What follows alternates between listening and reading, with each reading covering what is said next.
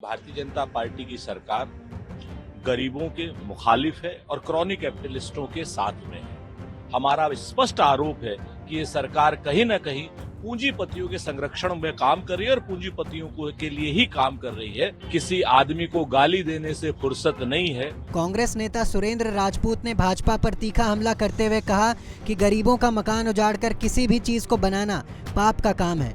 उन्होंने कहा कि भाजपा सरकार पूंजीपतियों के संरक्षण के लिए काम कर रही है। साथ ही साथ उन्होंने वायनाड की घटना का भी जिक्र किया है। आइए सुनते हैं उन्होंने और क्या कुछ कहा है। देखिए, ये भारतीय जनता पार्टी की सरकार गरीबों के मुखालिफ है और क्रॉनिक कैपिटलिस्टों के साथ में है। ये जमीनें लेकर के गरीबों से जैसे अकबर नगर इन्होंने उजाड़ दिया, उस जमीन को लेकर के, ऐसी जमीनों को लेकर के क्रॉनिक कैपिटलिस्टों को देना चाहती है। हमारा स्पष्ट आरोप है कि ये सरकार कहीं न कहीं पूंजीपतियों के संरक्षण में काम कर रही है और पूंजीपतियों को के लिए ही काम कर रही है।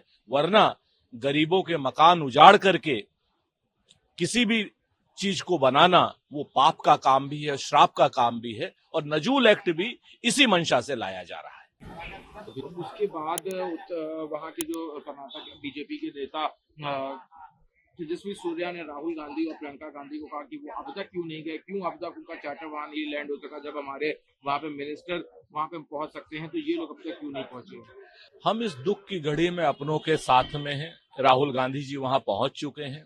तेजस्वी सूर्या को, भारतीय जनता पार्टी को, अनुराग ठाकुर जैसे लोगों को, इनको किसी आदमी को गाली देने से फुर्सत नहीं है। हमारे नेता, हमारे वर्कर, हमारा सारा वहां प्रशासन से सहयोग कर रहा है।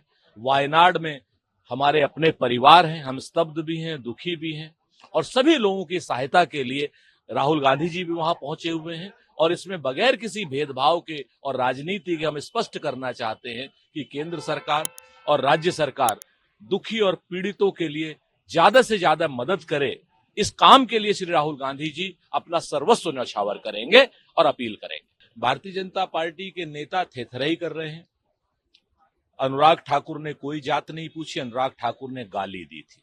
उसने कहा था कि जिसकी जात का पता नहीं। भारतीय जनता पार्टी के नेताओं को मैं पूछना चाहता हूं, कहना चाहता हूं कि अगर मैं पूछूं कि भारतीय जनता पार्टी के बड़े बड़े नेताओं, तुम्हारी जात का पता नहीं है, तो क्या होगा। और भारतीय जनता पार्टी के बाकी सारे के सारे नेता तो नरेंद्र मोदी के अंध अनुकरण करते हुए ये सारी बात कर रहे हैं। उन सारे नेताओं को ये ज्ञात होना चाहिए कि कल की डेट में यही प्रश्न गाली के रूप में आपके सामने भी आएगा। तमाम जनता के लोग पूछेंगे कि तुम्हारी जात का पता नहीं, इसीलिए धोखा देते हो क्या जनता को, इसीलिए हिंदू मुसलमान करते हो क्या, इसीलिए महंगाई के खिलाफ नहीं लड़ते हो क्या, इसीलिए बेरोजगारी के खिलाफ नहीं लड़ते हो, क्योंकि तुम्हारी जात का पता नहीं है। ये भारतीय जनता पार्टी के सारे नेताओं को ये गाली आने वाले समय में सुननी पड़ेगी।